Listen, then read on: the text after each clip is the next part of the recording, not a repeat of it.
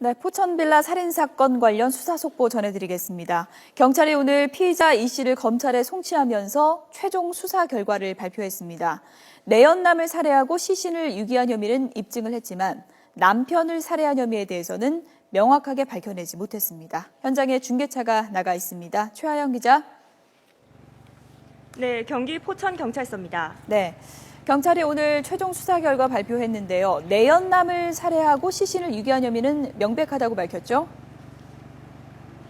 네, 경찰은 오늘 오전 이곳 포천경찰서에서 브리핑을 열고 그동안의 수사 결과를 최종적으로 발표했습니다. 경찰의 수사 결과 발표에 따르면 내연남을 살해하고 사체를 유기한 혐의는 인정되나 남편을 살해한 혐의는 제대로 입증하지 못했다는 입장입니다. 앞서 피해자 이 씨는 경찰 조사에서 내연남과 돈 관계 등으로 다투다 목을 졸라 살해했고 내연남을 고무통에 유기했다고 밝힌 바 있습니다. 이에 따라 7차례 거친 조사 결과에서도 일관적인 진술을 한 것으로 나타났습니다. 하지만 이 씨는 구체적으로 언제 범행을 저질렀는지는 기억하지 못했습니다. 이에 따라 경찰이 내연남 이모 씨의 행적을 조사한 결과 이 통화 기록이나 행적이 모두 지난해 5월에 끊긴 것으로 나타났습니다. 이에 따라 경찰은 피해자 이 씨가 내연남을 지난해 5월에 살해했을 가능성이 높다고 보고 있습니다. 경찰은 이와 함께 피의자 이 씨에게 아동복지법 위반 혐의도 적용했습니다. 8살짜리 아이를 2달 동안 집안에 방치해도 제대로 정서적 발달을 하지 못한 것은 방임죄에 해당한다는 것입니다.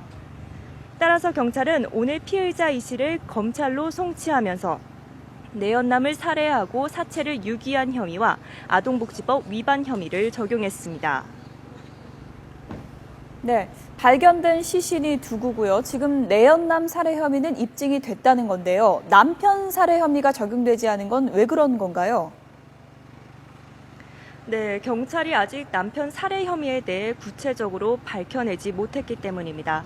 앞서 이 씨는 경찰 조사에서 남편이 자연사했다고 일관적으로 진술한 것으로 나타났습니다. 또 앞서 실시한 국과수의 거짓말 탐지기 분석 결과에서도 남편을 죽이지 않았다는 진술에는 진실 반응이 나왔습니다. 또한 이 씨는 그 경찰 조사 진술에서 남편을 너무 사랑했고 이 남편이 죽자 2, 3일 동안 곁에서 울었다. 하지만 남편이 시신이 부패하기 시작하면서 베란다에 옮겼다고 진술한 바 있는데요. 이런 혐의 등으로 밀어볼 때 그 사체 유기 혐의가 적용될 수 있습니다. 하지만 사체 유기 혐의는 공소시효가 7년입니다. 경찰 조사 결과 이 남편 박 씨의 행적은 지난 10년 전에 끊겨졌고 이에 따라 공소시효가 7년인 점을 감안할 때 사체 유기 혐의를 적용하기 어렵다는 입장입니다. 이러 밀어보면 피해자 이 씨의 진술이 일부 맞습니다. 하지만 그렇다고 피의자 이 씨가 남편 박 씨를 살해하지 않았다고 단정짓기에는 이릅니다. 자연사했다는 남편의 시신에서 수면 유도제 성분이 발견됐기 때문입니다. 또한 이에 앞서 이 씨가 우울증 치료 등의 목적으로 수면제를 다량으로 처방받은 정황도 드러났습니다.